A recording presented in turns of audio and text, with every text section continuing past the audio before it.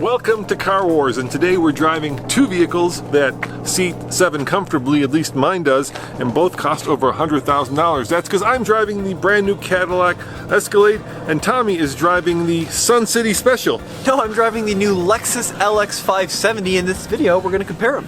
You know, dude, I think that car, the average driver is probably 50 years older than you are. Yes, because they are smarter, they are more refined, and they have good taste. No, because they're nearsighted and they can't see what they're buying. Let me show you the much more beautiful of the two. This, of course, ladies and gentlemen, is the brand new Escalade, and look at that. It is one badass, sexy machine. It represents American luxury at its best. I don't know, Dad. I think it's kind of boring. The last generation was really angular, it was really aggressive. The new one was just kind of flat-faced and flat-sided, but I do agree it is better looking than the LX 570. So it's got this really low front end, and this one has something called a Sport Package, which means it's got these like gills that are super low hanging. I'm just not sure it works as well as the Escalade. Yeah, dude, I'd call that the Jay Leno chin. Now this vehicle is styling, dude. It is exactly what you want to power your American car, a big old American V8. It is the V8 that puts out 420 horsepower, Tommy, and 460 pound-foot of torque. The same one found in the Silverado. Best of all, I've got 10 gears, count them, 10 gears. Okay, well, let me show you what's under the hood of the Lexus. Now this is a 5.7 liter V8, so it is slightly smaller than that in the Cadillac. It makes less horsepower too, 383 horsepower, 403 pound-feet of torque. But the secret about this engine, this is the 3UR engine. It's the same engine in the Tundra, same engine in the Land Cruiser. It's not uncommon for this engine to go over 300,000 miles between rebuilds. It's just bulletproof, 8-speed automatic transmission. I mean, this is a vehicle built to last hundreds of thousands of miles. It will no doubtedly outlive its owners by a long shot. Hey, let me ask you this, how much is the cost? Well, this one, as equipped, is about $106,000. So mine is $113,000, more expensive, but you get so much more room in the back. Let me show you. Now, of course, the Escalade is, well, a sister vehicle or a brother vehicle to the Chevy Suburban, which happens to be, Tommy, the oldest and most cherished Chevy nameplate in America. What does 600 mean? I have no clue. I absolutely have no clue what that means. That could be 1200, 1500, it's just a number. Well, what it means is the torque in Newton meters, rounded. So it could be 580, it could be 610, I don't know, but it's somewhere around 600 Newton meters of torque. Let me show you something cool, watch this. Look at that. I do like that, actually. I think that's a really neat little feature. Oh, yeah. Look what's hidden under there. Check that out. Look at that wiper. Yeah, you got your little rear wiper there. That's a nice place for it. And then I think you can push in on the Cadillac emblem. Yep, you can. That's pretty cool. Now behold the magic of a big-ass American vehicle. Why don't you do the honors, Tommy? Okay, push these buttons. Yeah. Other way. There you go. Look at that.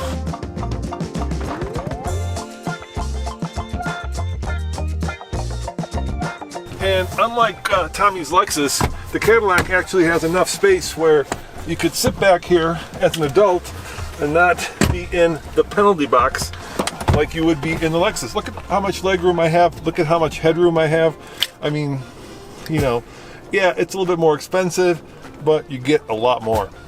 Now the Lexus has a cool thing. Back here it has a lift gate, but even better than that, it is a tailgate. So you can drop the tailgate. Great place to change like your hiking boots if you're out on the trail. Sit down here, you've got a nice little protection from the lift gate. And here are the seats in the Lexus. They actually lift up to the side and they fold down electrically. Yeah, you know why that is, right? Well, it's because it's a Land Cruiser thing. Exactly, it's a Land Cruiser. It's based on a Land Cruiser. That's pretty cool though. I like the electric action. And then grab these here. 1, 2, and now you have your third row up. Unfortunately, they do take up a lot of room when they're just kind of stowed away. Yeah, I mean, I do like, Tommy, the fact that you have this little tailgate, but look, you're not going to get a moist towelette behind that third row, let alone anything useful. The Lexus is a power sliding second row of seats, but even cooler than that, I can just pull a handle and they pivot completely out of the way, just like the Cadillac. Now, the third row, well, the issue with the third row is you don't have too much of a dip for your feet, so your knees are high. But for kids, you know, it's not too bad back here. I also have cup holders and some air vents. So yeah, it's pretty good.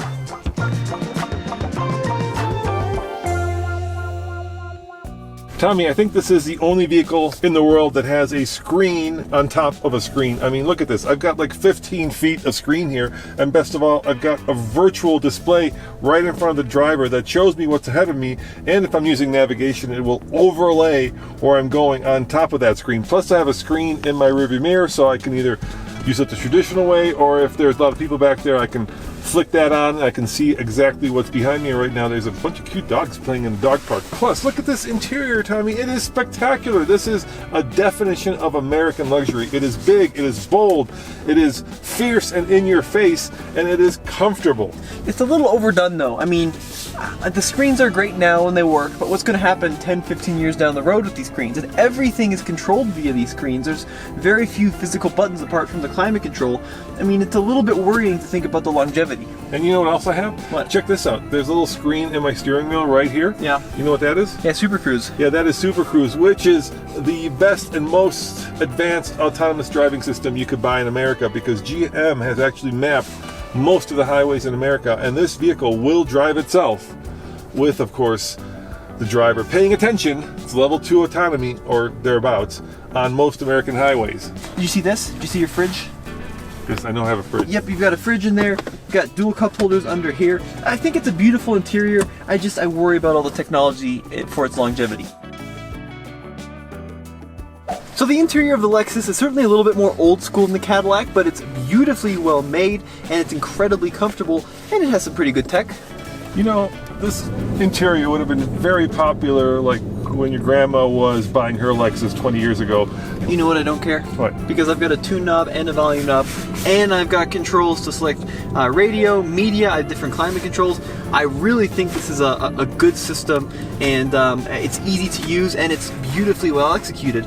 It also has a lot of wood. Not a big fan of all the crazy dark wood. And down here though, check this out. Look at all my insane four-wheel drive controls. I've got a center diff lock, I've got basically crawl control, I've got turn assist, variable height air suspension, a low range.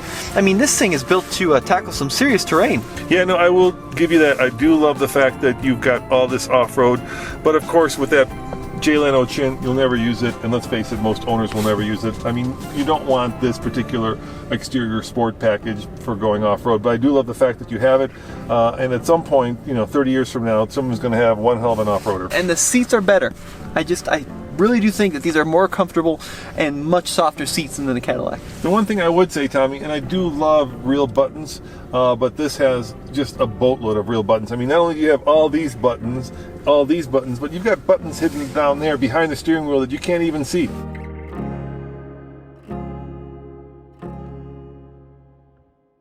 Hey Tommy, you want to take a guess on this vehicle's MPG? What is it? 14. Combined? Yeah, you're killing every polar bear in Antarctica driving this around. Well, it's not like the Escalade is a Tesla, is it? I'm just saying, if you care about fuel economy, either of these vehicles are probably not the right vehicle for you. That's true, yeah, but let's see how the power is. Now, same engine in the Tundra. This one will tow 7,000 pounds, which is pretty good. Which is 1,000 less than the Escalade will tow, by the way. Yeah, but no one's towing with an Escalade. Oh, heck yeah, they are. I don't believe that. They're towing their 18 horses. Okay, you ready? Yeah, give it the beans. Full throttle, 2,000, 3,000 RPM. Here we go. Now we're moving. That's not too bad. You're missing a couple gears. It's got an 8-speed. It's not exactly a 2-speed hydromatic, is it? Look, both of these vehicles have air suspension. Yes, and this is a better ride. Officially, it's got a better ride. It's got a smaller wheel. It's got more tire. It's shorter squishier. wheelbase. No, this has got a better ride. Escalade's like a school bus. I mean, the longer the wheelbase, the better the ride. The other thing too, Dad, is I think that this is much more manageable around town. It's easier to park. I can see the corners easier. But I'll give you that. The driving position is much better. I feel like I'm sitting upright. I feel like I can actually see. There's a lot going on in that hood. I'll give you that. A lot going on there. Maybe too much. Let me show you what style is supposed to be, Tommy. Let's go on a ride in the Escalade.